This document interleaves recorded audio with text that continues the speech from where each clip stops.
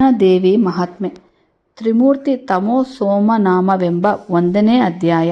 ಬ್ರಹ್ಮ, ವಿಷ್ಣು, ರುದ್ರಾದ್ರಿಗಳು ದೇವಿಯನ್ನು ಸ್ತುತಿಸುತ್ತಿದ್ದು, ಬ್ರಹ್ಮ, ಹರಿ, ರುದ್ರಾದಿಗಳ ಪರ ಬ್ರಹ್ಮ ಸಾಕ್ಷಾತ್ಕಾರವೆನಿಸುವ ನಿರ್ಮಳವಾದ ದೇವಿಯನ್ನು ಭಜಿಸಬೇಕೆ ಚಿತ್ತದಲ್ಲಿ. ಸುಪ್ರಸಿದ್ಧರಾದ ಶೌನಕರು ಸುತ ಪುರಾಣಿಕರನ್ನು ಕುರಿತು, ಸ್ವಾಮಿ, ಅತ್ಯಂತ ಪುಣ್ಯಪ್ರದವಾದ ದೇವಿಯ ಕಥೆಯನ್ನು ಧ್ಯಾನ ಮಾಡಿ ಹೇಳಿರಿ ಎಂದು ಪ್ರಾರ್ಥಿಸಿದ್ದರು. ಅವರು ಪ್ರಾರ್ಥನೆಯನ್ನು ಮನ್ನಿಸಿ ವಿಶ್ವಾಸದಿಂದ ಪಾರ್ವತಿ ದೇವಿಯ ಮಹಿಮೆಯು ಭೂತಾಳಕ್ಕೆಲ್ಲ ತಿಳಿಯುವಂತೆ ಆನಂದದಿಂದ ದೇವಿ ಚರಿತ್ರೆಯನ್ನು ಹೇಳಿದ್ದರು. ಅವರು ಶೌನಕರನ್ನು ಕುರಿತು, ಶೌನಕರೇ, ಕೇಳಿ, ಈ ದೇವಿ ಚರಿತ್ರೆಯನ್ನು ಸಾಕ್ಷಾತ್ ಶಿವನೇ ನಂದೀಶನಿಗೆ ಹೇಳಿದ್ದಾನೆ. ಈ ಚರಿತ್ರೆ ನಿಮಗೆ ಕೇಳಲು ಅಮೃತಪಾನ ಆಗುವಂತೆ ಹೇಳುತ್ತೇನೆ. ಈ ಚರಿತ್ರೆಯನ್ನು ಹೇಳುವವರಿಗೂ ಕೇಳುವವರಿಗೂ ಮುಕ್ತಿ, ಸಂಪತ್ತು, ಸಂತಾನ, ಸೌಖ್ಯಗಳೆಲ್ಲ ದೊರಕುವವು ಎಂದು ಈ ರೀತಿ ಹೇಳತೊಡಗಿದ್ದರು. ಶಿವನ ನೆಲೆಯಾದ ರಾಜತಾದ್ರಿ ಶಿವಪುರವು ಚಂದ್ರಕಾಂತ ಶಿಲೆಗಳಿಂದಲೂ ಕಲ್ಲಿನ ಗುಂಡುಗಳಿಂದಲೂ ಅರೆಬಂಡೆಗಳಿಂದಲೂ ಆ ತಪ್ಪಲಿನಲ್ಲಿನ ಕೊಳದಲ್ಲಿ ಬಳಸಿದ ಚಿಲುಮೆಗಳಿಂದಲೂ ತೃಣಗಳಿಂದಲೂ ಕೆಸರುಕಲ್ಲು ಚಪ್ಪಡಿಗಳಿಂದಲೂ ಶೋಭಿಸುತ್ತಿತ್ತು. ಆ ಶಿವಪುರದ ಸೌಂದರ್ಯವನ್ನು ಏನೆಂದು ಹೇಳಲಿ?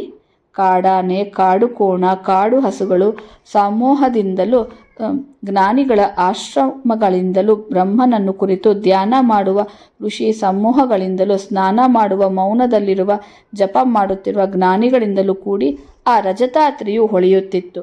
ಅಲ್ಲದೆ ಬೆಕ್ಕು, ಇಲಿ, ಸಾರಂಗ, ಮುಂಗುಸಿ, ಸರ್ಪ, ಉಡುಗ, ನರಿ, ಮೊಲ, ತೋಳುಗಳಾದಿ ಪ್ರಾಣಿಗಳು ಆಡುತ್ತಿದ್ದವು. ಸಿಂಹ, ಶರಭ, ಹುಲಿಗಳೇ ಮೊದಲಾದ ಮೃಗಗಳು ಸೊಕ್ಕಿನಿಂದ ಅಲ್ಲಿ ಓಡುತ್ತಿದ್ದು ರಜತಾದ್ರಿ ಸುಂದರವಾಗಿ ಕಾಣುತ್ತಿತ್ತು.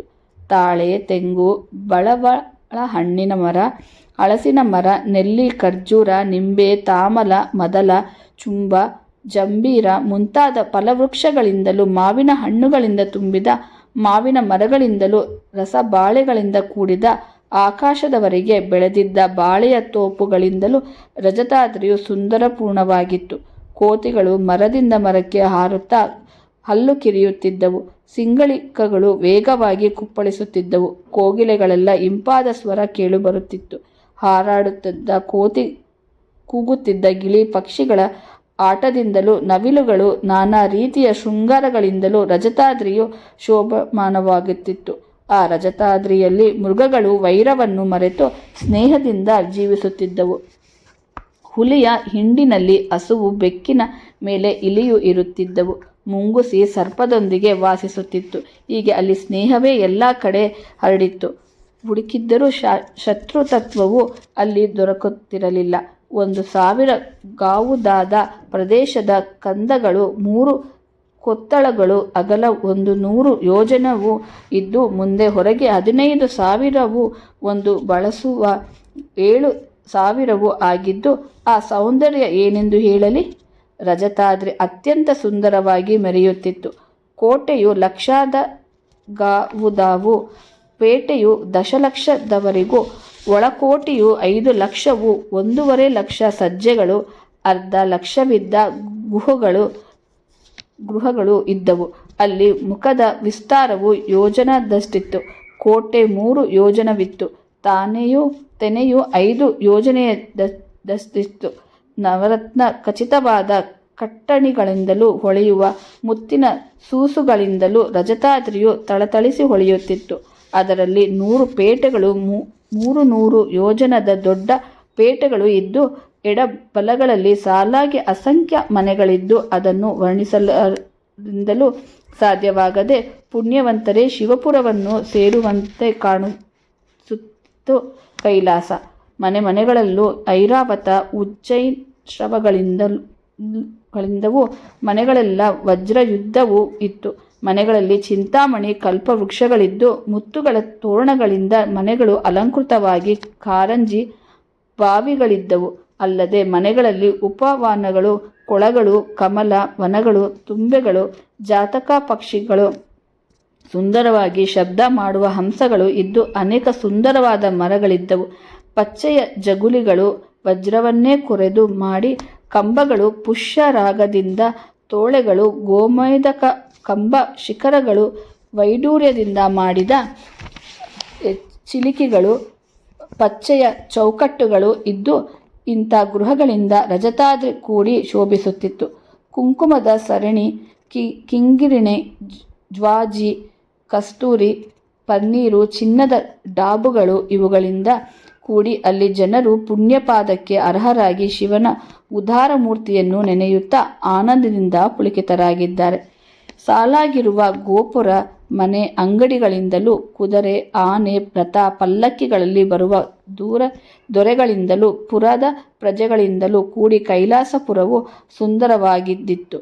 ಶಿವನ ದರ್ಶನವನ್ನು ಮಾಡಿಕೊಂಡು ಹೋಗುವವರು, ದರ್ಶನಕ್ಕಾಗಿ ಹೋಗುತ್ತಿರುವವರು ಗುಂಪುಗಳು ಪರಸ್ಪರ ತಗುಲುವುದರಿಂದ ಕೆಳಗೆ ಚೆಲ್ಲಾಡಿದ ರತ್ನಗಳ ಸಭೆಯು ಕೋಟಿ ಸೂರ್ಯನ ಪ್ರಭೆಯಂತೆ ಕಾಣುತ್ತಿತ್ತು. ನವರತ್ನಗಳ ಕಾಂತಿಯಿಂದ ಕೂಡಿದ ಶಿವನ ಸಜ್ಜೆಯು ಕೋಟಿ ಸೂರ್ಯ ಪ್ರಕಾಶದಿಂದ ಪ್ರಕಾಶಪೂರ್ಣವಾಗಿತ್ತು. ಅವನ ಸಭೆಯು 11,000 ಯೋಜನದಷ್ಟು ವಿಶಾಲವಾಗಿದ್ದಿತು. ದ್ವಾರದ ಎಡ ಬಲಗಳಲ್ಲಿ ದ್ವಾರಪಾಲರು ಇದ್ದರು.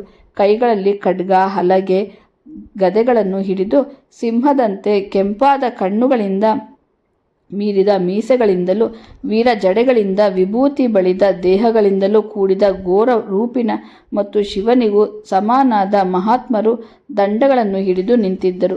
ಶಿವನು ವಟಮೂಲದಲ್ಲಿ ಕುಳಿತಿದ್ದನು.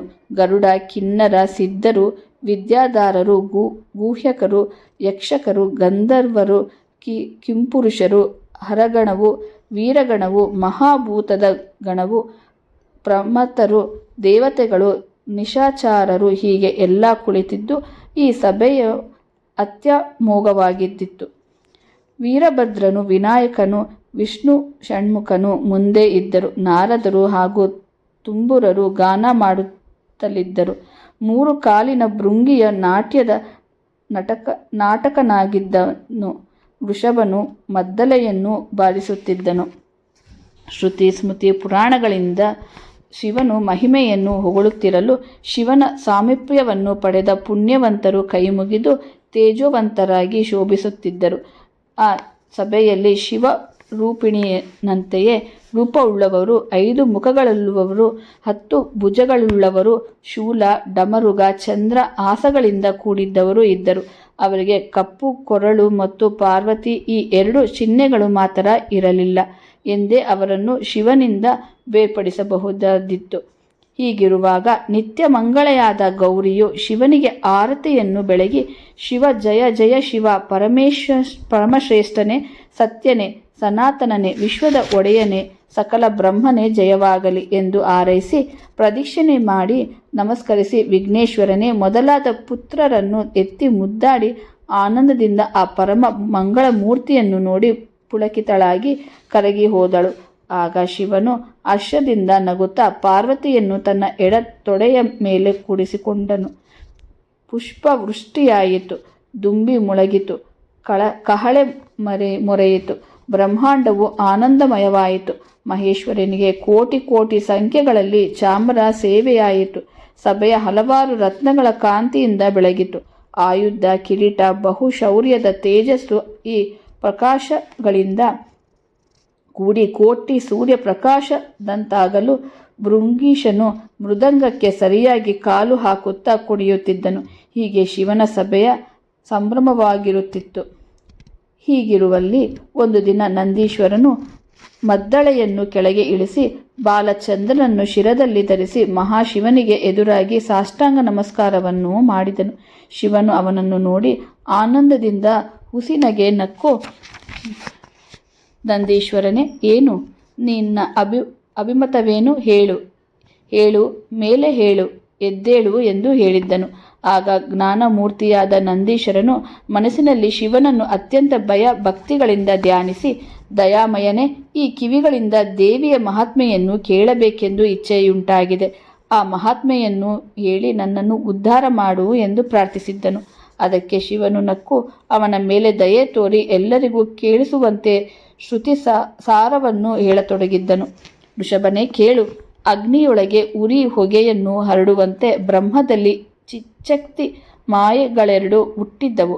ಭಯಂಕರವಾದ ಹೊಗೆಯ ಮಾಯೆ, ಉರಿಯೇ ಅನುಪಮವೂ ಅದ್ಭುತವೂ ಆದ ಚಿಚ್ಚಕ್ತಿ ಇವೆರಡು ಅನಾದಿಯಿಂದ ಆ ಬ್ರಹ್ಮಾಂಡದಲ್ಲಿ ಶೋಭಿಸುತ್ತಿದ್ದೆ.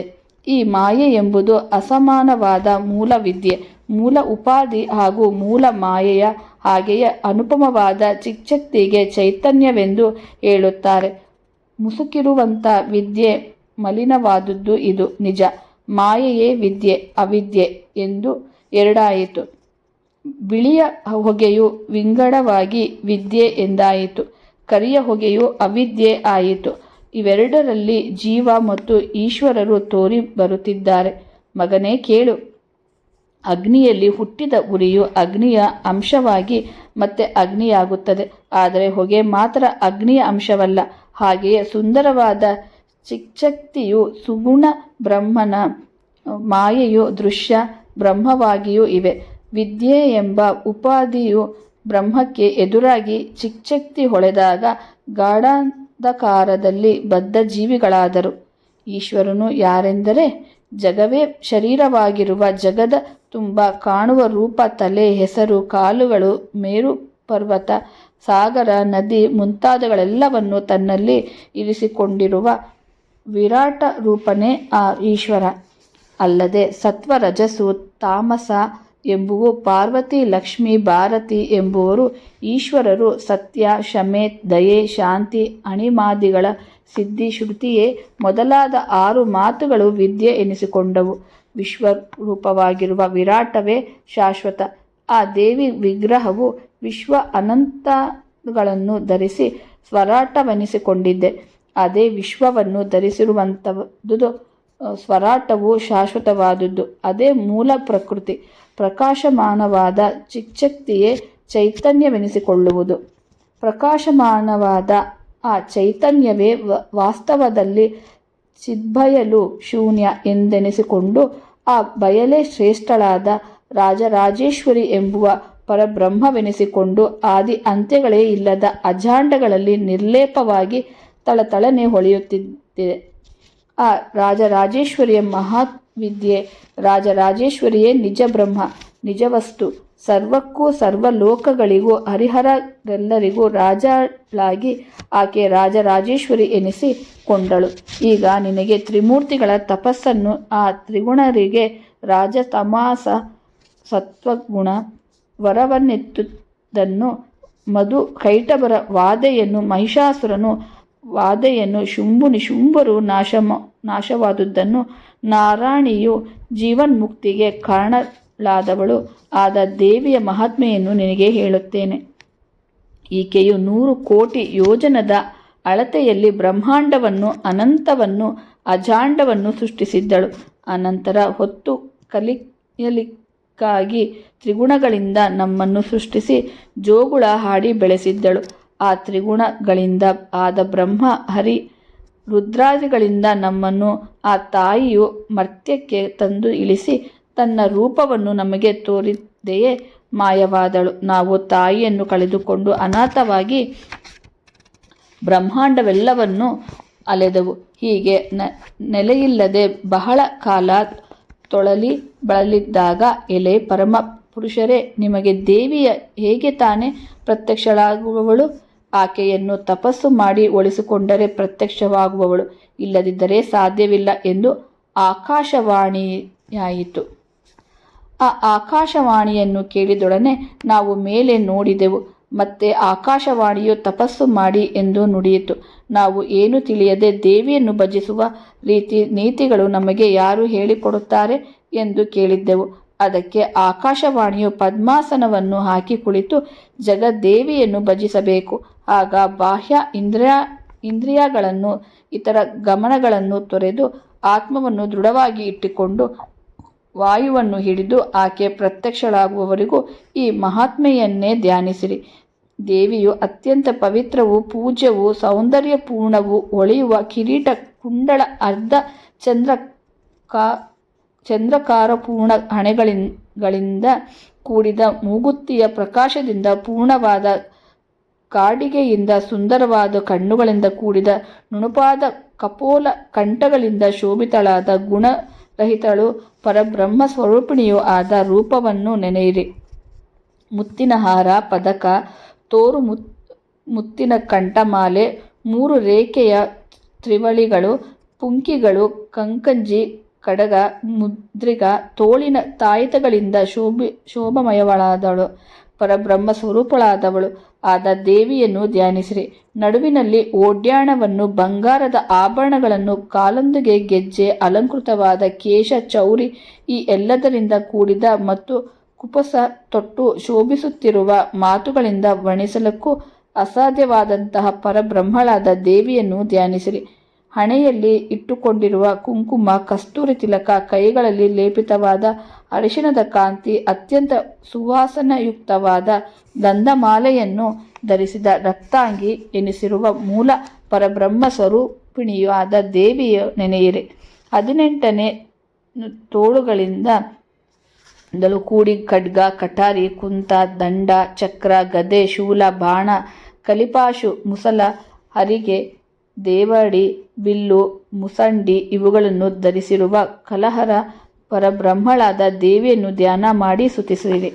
ಭೂತ ಪೇತಾತಿಗಳೆಲ್ಲ ಭಯಸ್ವರೂಪಳಾದ ಪ್ರತ್ಯಕ್ಷವಾದ ವೇದಾದಿಗಳಿಗೆ ಪ್ರಧಾನ ವಸ್ತು ವಿಷಯವಾಗಿರುವವಳು, ಭಕ್ತರಿಗೆ ಅಭಯ ನೀಡುವವಳು, ದಯಾಮಯಿಯು, ಭಕ್ತಿಗೆ ಮೆಚ್ಚಿ ಒಲಿಯುವವಳು, ಈ ಸಂಸಾರವೆಂಬ ಸಾಗರ ದಾಟಿ ಮುಕ್ತಿಯನ್ನು ಪಡೆಯಲು ಸೇತುವೆಯಂತಿರುವವಳು ಆದ ಪರಬ್ರಹ್ಮ ಸ್ವರೂಪಿಣಿಯ ದೇವಿಯನ್ನು ಭಜಿಸಿರಿ.